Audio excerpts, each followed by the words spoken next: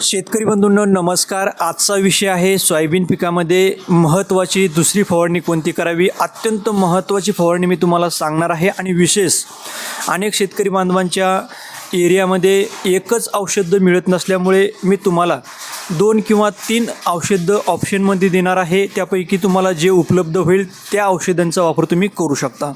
शेतकरी बंधूंनो, दुसरी फवारणी सोयाबीन उत्पादन वाढीच्या दृष्टिकोनाने अत्यंत महत्त्वाची फवारणी असते, कारण ही फवारणी आपण फुल अवस्थेत करतो आणि या फवारणीचा जे हेतू आहे तो म्हणजे फुलधारणा जास्तीत जास्त करणे, फुलांचं रूपांतर शेंगामध्ये होणे आणि जे फुलधारणा झालेली आहे ती गळ होऊ नये त्यासाठी आपण दुसरी फवारणी करत असतो. शेतकरी बंधूंनो, जी दुसरी फवारणी आहे सर्वात पहिला प्रश्न पडतो की कधी करावी. तर साधारण पेरणीपासून 45 दिवसाच्या दरम्यान, म्हणजे सोयाबीन हे 95 ते 100 दिवसाचं पीक आहे आणि 45 दिवसाच्या दरम्यान सोयाबीन पिकामध्ये फुल अवस्था सुरू झालेली असते आणि फुल अवस्थेमध्ये आपल्याला दुसरी फवारणी करायची आहे. मित्रांनो, फुल अवस्थेत जे अमायनो ॲसिड घटक असलेलं टॉनिक आहे ते सुद्धा आपल्याला वापरायचं आहे. तसेच फॉस्फरसयुक्त जे नत्रयुक्त आणि फॉस्फरसयुक्त विद्राव्य खत आहे त्याचासुद्धा आपल्याला वापर करायचा आहे, परंतु अधिक प्रमाणात नत्राचा वापर आपल्याला करायचा नाही. आता मी तुम्हाला जे औषधं सांगणार त्यापैकी तुम्ही कोणतंही औषध घेऊ शकता.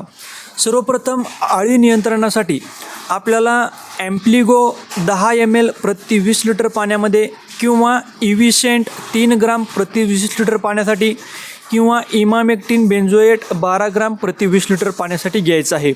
जे तुम्हाला उपलब्ध होईल त्यापैकी तुम्ही एक घेऊ शकता. त्यानंतर मित्रांनो, विद्राव्य खतामध्ये 8, 16, 39 ICL कंपनीचं 100 ग्राम प्रति 20 लिटर पाणी किंवा 052 34 100 ग्राम प्रति 20 लिटर पाणी किंवा महाधन कंपनीचं फ्लावरिंग स्पेशल 100 ग्राम प्रति 20 लिटर पाणी. त्यानंतर मित्रांनो, टॉनिक घेत असताना आपल्याला जर वाढ कमी असेल तर टाटा कंपनीचं टाटा बहार 40 ml प्रति पंप किंवा फॅन्टॅक प्लस 20 ml प्रति 20 लिटर पंप किंवा ॲमिनो ग्रो ॲक्टिव्ह जे की PI कंपनीचं आहे, ज्यामध्ये अमायनो ॲसिड आहे 40 ml प्रति पंपसाठी घेऊ शकता.